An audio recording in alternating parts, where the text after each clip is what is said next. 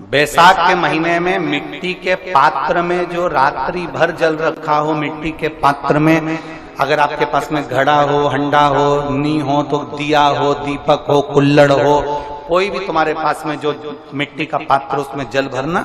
वो जल बैसाख के महीने की किसी भी सोमवार के दिन, किसी भी सोमवार के दिन, बैसाख महीने या किसी प्रदोष के दिन या बैसाख महीने के शिवरात्रि के दिन, वो मिट्टी के पात्र का जल अपने घर के प्रत्येक व्यक्ति का स्पर्श कराकर उस मिट्टी के पात्र के जल को तांबे के पात्र में डाल लीजिए और घर के प्रत्येक व्यक्ति का स्पर्श करा लीजिए और शंकर भगवान पर कुंदकेश्वर महादेव के नाम से समर्पित करिए।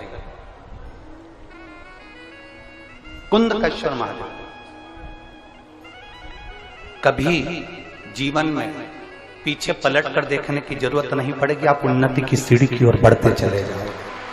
बैसाख महीने में मिट्टी के पात्र का जल भगवान शंकर को समर्पित होना चाहिए। उसका सुख हमारे जीवन को एक आनंद फल प्रदान।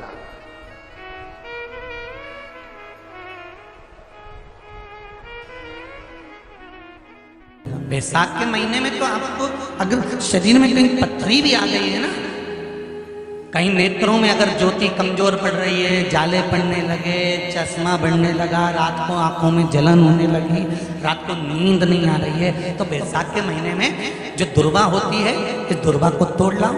जहाँ पर अशुक सुंदरी का स्थान होता है, जहाँ पर अशुक सुंदरी का जो स्थान होता है, उस अशुक सुंदरी के स्थान पर उस दुर्वा को रख दो और कुंदकेश्वर महादेव का नाम। कौन से महादेव का नाम लेना है? कुंदकेश्वर। उस दुर्वा को उठा कर लिया।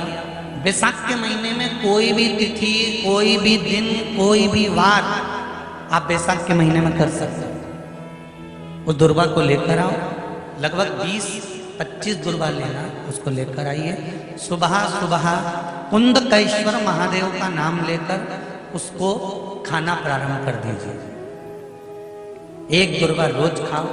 जो पथरी है या नेत्रों में तकलीफ है या कोई ना कोई रात्रि को नींद नहीं आना, बेचैनी हो जाना, घबराहट होना, धीरे धीरे धीरे धीरे 20 दिन की वो दुर्वा है, 20 दुर्वा एक एक दिन खाना चालू करो। 4 या 5 दिन लगेंगे, अपने आप आपको कोई गोली खाने की जरूरत नहीं पड़ेगी, नींद अपने आप आना प्रारंभ हो जाएगी और बेचैनी। अशुक सुंदरी वाली जगह पर दुर्वा समर्पित कर कर कुंदकेश्वर महादेव का नाम लेकर। कौन से महादेव? कुंदकेश्वर महादेव का नाम। शिव सुख क्या है? तो क्या कहा महाराज जी? भगवान शिव कहते हैं, अरे पार्वती, 1000 अश्वमेध यज्ञ में अग्नि कुंड के अंदर पूर्ण आहुति पर जो गोला समर्पित किया जाता है और एक बेल, एक बीला बैसाख महीने में जो मुझे समर्पित कर देता है, उसको 1000 अश्वमेध यज्ञ का पुण्य फल प्राप्त हो जाता है। मात्र एक बेल।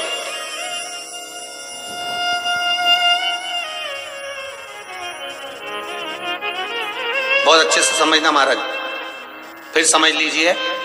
केवल सारे शिवलिंग में एक नर्मदेश्वर महादेव ऐसे होते हैं जिन पर कुछ भी चढ़ाओगे तुम खा सकते हो।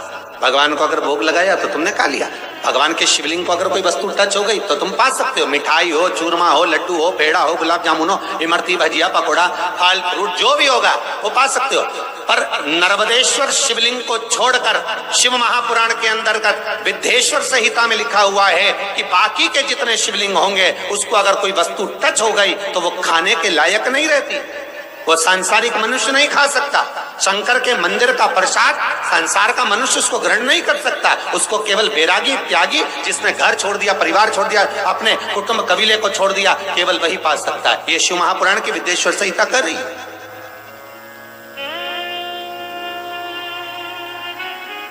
पर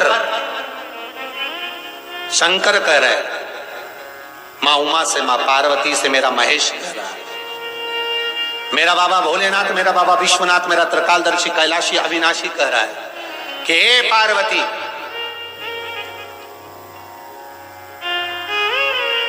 एक बीला, एक बेल जो मुझे समर्पित करता है, और समर्पित करने के बाद उस बेल की महत्वता देखिए, जो बैसाख महीने में बाबा शंकर को जो चढ़ाया जाता है, और 1000 अश्वमेध यज्ञ का पुण्य फल हम प्राप्त कर लेते हैं मात्र एक फल चढ़ाकर, मात्र एक फल चढ़ाकर।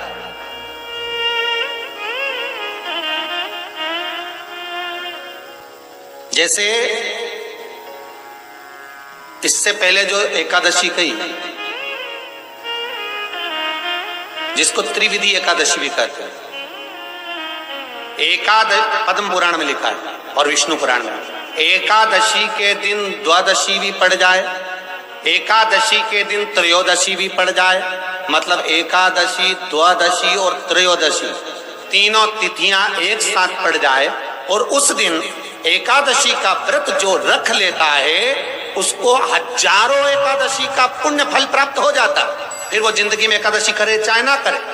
और फिर ध्यान देना, कोई मर रहा है, कोई तड़प रहा है, और आपने तो अपने जीवन में एक ही एकादशी करी, और वो कौन सी? त्रिविधि। और मान लो कोई मर रहा है तो आप उसमें से अपनी एकादशी में से आप 5 एकादशी दे सकते, भले आपने एक करी, क्योंकि आपने 1000 कर लिए एक साथ, उसका पुण्य आप किसी को प्रदान कर सकते, आप किसी को दे सकते।